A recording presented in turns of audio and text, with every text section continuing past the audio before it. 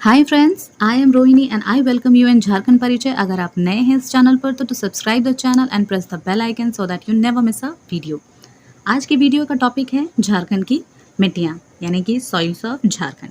आज की वीडियो में हम डिस्कस करने वाले हैं झारखंड में पाई जाने वाली अलग अलग मिट्टियों के बारे में, उनका कलर, उनका टेक्सचर, उनकी फर्टिलिटी और वो झारखंड के किस किस एरिया में पाई जाती हैं। इस चीज़ को समझाने के लिए मैंने एक बहुत ही कलरफुल वाइब्रेंट सा मैप रेडी किया है आप लोगों के लिए। एंड आई रिक्वेस्ट कि आप इसका एक स्क्रीनशॉट ले लीजिए और जब पढ़ने बैठें तो उसके साथ पढ़िए ताकि आपको हेल्प हो। मैं हमेशा कहती हूँ कि पिक्चर की हेल्प से आप अगर पढ़ेंगे तो आपको विजुअलाइज करने में, मेमोराइज करने में बहुत हेल्प होगी। मैंने इस मैप में डिस्ट्रिक्ट्स को भी हाईलाइट किया है ताकि जिनको भी डायरेक्शंस में कन्फ्यूजन होती होगी, उत्तर पूर्वी, दक्षिण पश्चिमी, ईटीसी, ऐसे जो कन्फ्यूजिंग टर्म होते हैं, उनको अगर डिस्ट्रिक्ट के नाम याद हों तो उससे भी उनको पढ़ने में आसानी हो जाएगी। ठीक है, चलिए हम शुरू करते हैं।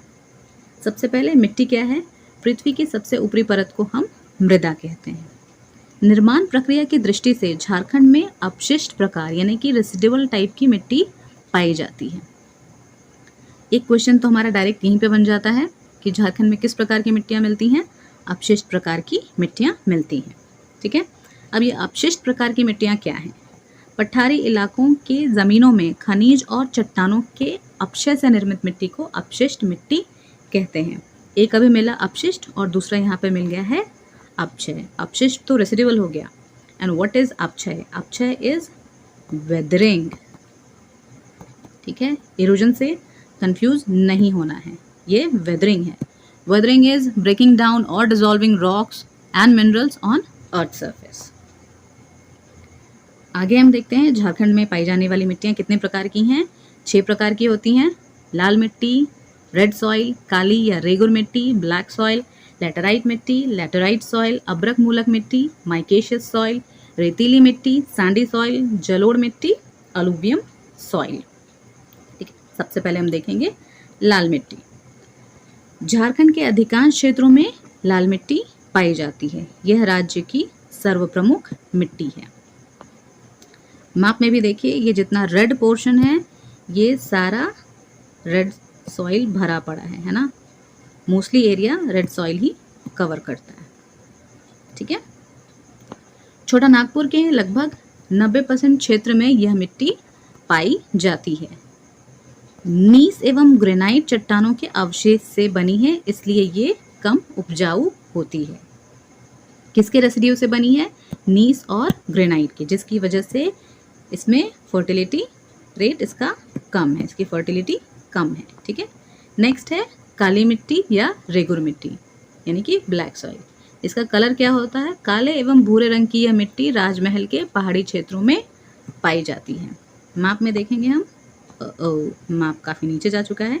एनीवेज, राजमहल के पहाड़ी एरिया में, ये रहा राजमहल का एरिया। ठीक है, ये हो गया आपका साहिबगंज, ये गोड्डा, ये दुमका और ये हो गया जामताड़ा। तो देखिए, आपको राजमहल एरिया तो पता है, लेकिन मैंने बोला कि अगर आपको डिस्ट्रिक्ट पता है तो फिर और भी इंटरेस्टिंग हो जाएगा आप लोगों के लिए। ठीक है, तो इस एरिया में ब्लैक सॉइल पाया जाता है। रेगुर मिट्टी लावा निर्मित है और इसमें सिलिका, पोटाश, मैग्नीशियम तथा आयरन ऑक्साइड की मात्रा पाई जाती है। इसमें आयरन ऑक्साइड है, मतलब आयरन कंटेंट है, मतलब कि सॉइल का डार्क कलर का होना मैंडेटरी है। किसी भी सॉइल में अगर फेरस है, आयरन है, तो वो डार्क कलर का होगा ही होगा। ठीक है, इस क्षेत्र की काली मिट्टी को भिगाने पर क्या होता है? वो चिपचिपा हो जाता है काफ़ी और नमी को अधिक समय तक बरकरार रखता है। ये इस एरिया का जो सॉइल है उसका फीचर है। ठीक है, सूखने पर यह मिट्टी क्या होती है? काफ़ी कठोर हो जाती है और यह मिट्टी काफ़ी उपजाऊ है।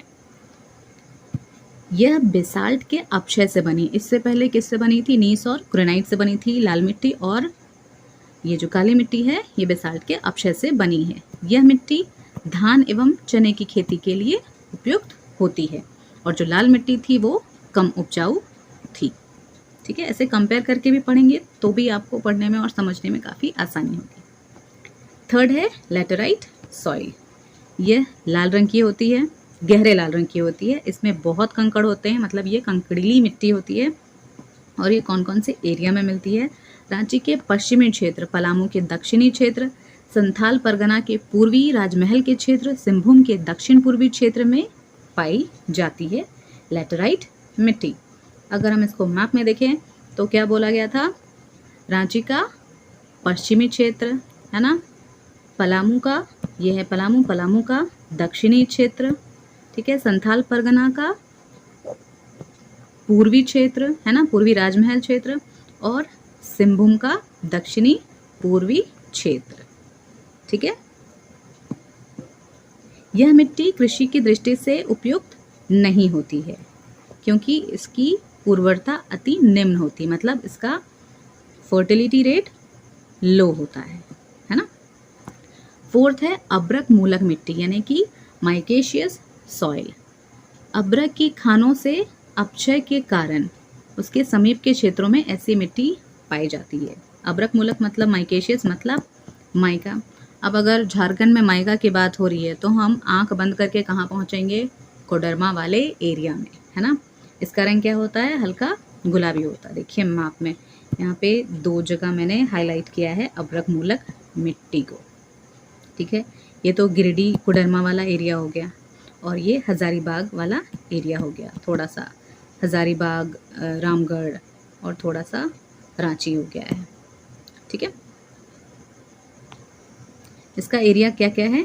कोडरमा, मांडू आता है आपका हजारीबाग के अंदर, बड़का गांव ये भी हजारीबाग प्रमंडल के अंदर में आता है, झुमरी तलैया ये कोडरमा डिवीजन के अंदर में आता है। तो इस क्षेत्र में अब्रक मूलक मिट्टियाँ पाई जाती हैं। फिफ्थ है रेतीली मिट्टी, यानी कि सैंडी सॉइल। इस तरह की मिट्टी का रंग क्या होता है? लाल एवं पीले रंग का मिश्रण होता है, mixture of red and yellow होता है। ये देखिए रेतीली मिट्टी। अगर आपको डिस्ट्रिक्ट पता होगा तो ये है हमारा धनबाद, है ना। इसका एरिया हम देखते हैं। हजारीबाग के पूर्व एवं धनबाद में ऐसी मिट्टी पाई जाती है।